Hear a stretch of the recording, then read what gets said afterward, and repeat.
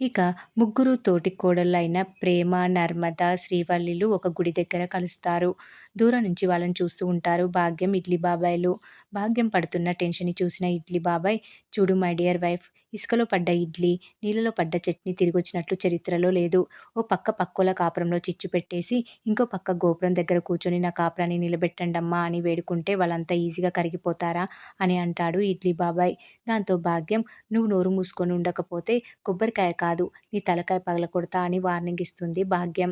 ఇక శ్రీవల్లి తన మనసులో ఉన్న మాట చెప్పడానికి సందేహిస్తూ మౌనంగా ఉంటుంది. దాంతో నర్మద, "ఏంటి మాట్లాడాలని చెప్పి పిలిచి అలా బెల్లం కొట్టిన రాయిలా ఉన్నావు, ఏంటో చెప్పు" అని అంటుంది. "చూడండి చెల్లాయిలు, మనల్ని పామో జెర్రో కరవబోతే మనం ఏం చేస్తాం? మనల్ని మనం కాపాడుకోవడం కోసం ఏ కర్రతోనో, చెప్పుతోనో కొడతాం కదా! మన ముగ్గురి మధ్య కూడా జరిగింది అదే. నా బండారాన్ని మీరు బయటపెట్టారు. మీ లొసుకుల్ని నేను బయటపెట్టాను. చెల్లుకు చెల్లు అయిపోయింది కదా! మనం చంపాలనుకున్న వాళ్ళని చంపడం ధర్మమే తప్ప పాపం కాదు కదా! నేను మీ విషయంలో చేసింది కూడా ధర్మంగా భావించి మీరు నన్ను మన అత్తారింటికి తీసుకొని పొండి" అని అంటుంది శ్రీవల్లి. దాంతో ప్రేమ, "చూసావా అక్కా, ఇంత జరిగినా కూడా ఈ బల్లికి బుద్ధి రాలేదు" అని అంటుంది.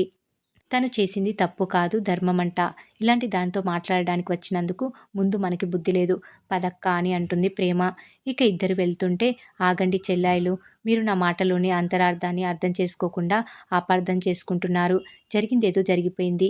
ఇంకెప్పుడు తప్పు చేయను. నన్ను మీ తోడబుట్టిన సొంత అక్కననుకొని పెద్ద మనసుతో క్షమించేసి నన్ను ఇంటికి తీసుకొని వెళ్ళిపొండే. ప్లీజ్ చెల్లాయిలు" అని బ్రతిమలాడుతూ ఉంటుంది శ్రీవల్లి. "ఏంటి నిన్ను క్షమించేది? నువ్వెన్ని వెధవ వేషాలు వేసినా కూడా క్షమించి వదిలేశాం. చివరికి ఇంటి ఆడపడుచు జీవితాన్ని నాశనం చేయాలని చూస్తావా? నువ్వు ఎన్ని తప్పులు మోసాలు చేసినా సరే, పోన్లే ఎంతైనా అక్కవి కదా, నీ కాపురం కూలిపోతుందని క్షమిస్తే, నువ్వు మాత్రం మా కాపురాలను కూల్చాలని చూస్తావా? ఈసారి నిన్ను క్షమించేదే లేదు" అని అంటుంది ప్రేమ. ఇక శ్రీవల్లి మాత్రం, "ప్లీజ్ చెల్లాయ్, ప్లీజ్" అని బ్రతిమలాడుతూ ఉంటుంది. "నేను చేసిన తప్పు తెలుసుకున్నాను. నాకు బుద్ధి వచ్చింది" అంటూ చెంపలు వాయించుకుంటూ ఉంటుంది శ్రీవల్లి. "పశ్చాత్తాపానికి మించిన ప్రాయశ్చిత్తం ఉండదు కదా! దయచేసి నా కాపురాన్ని నిలబెట్టండి చెల్లాయిలు" అని చేతులు జోడించి వేడుకుంటూ ఉంటుంది శ్రీవల్లి.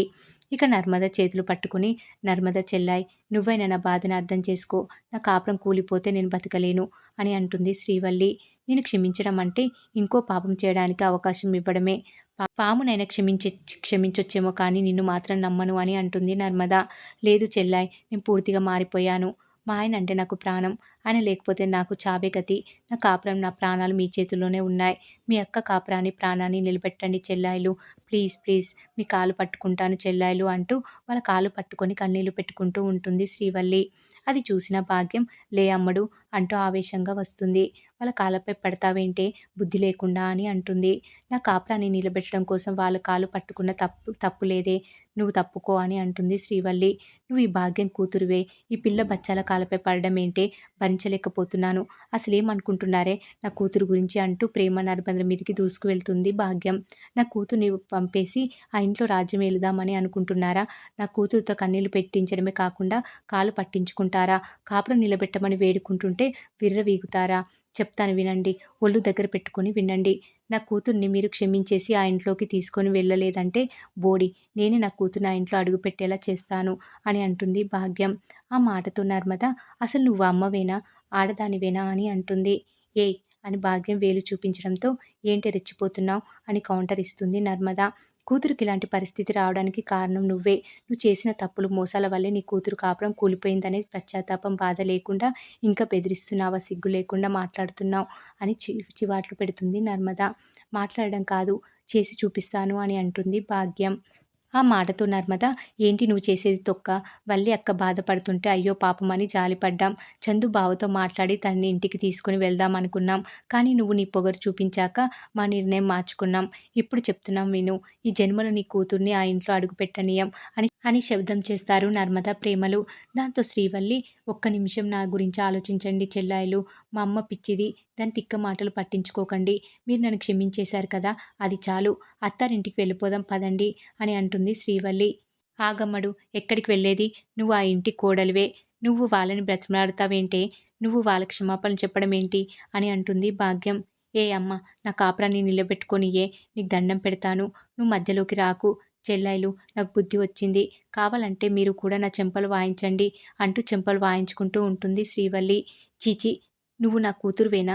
వాళ్ళని బతిమలాడతావా? ఇంత దిగజారుతావా? అని భాగ్యం అంటే, ఇది దిగజారడం కాదు, కాపురాన్ని నిలబెట్టుకోవడం అని అంటుంది శ్రీవల్లి.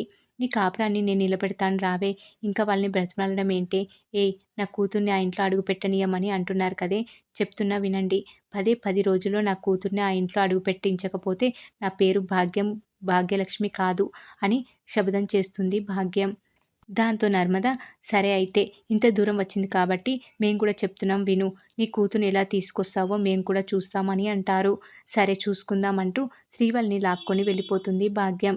శ్రీవల్లి మాత్రం చెల్లాయిలు, చెల్లాయిలు అని బ్రతిమలాడుతూనే ఉంటుంది.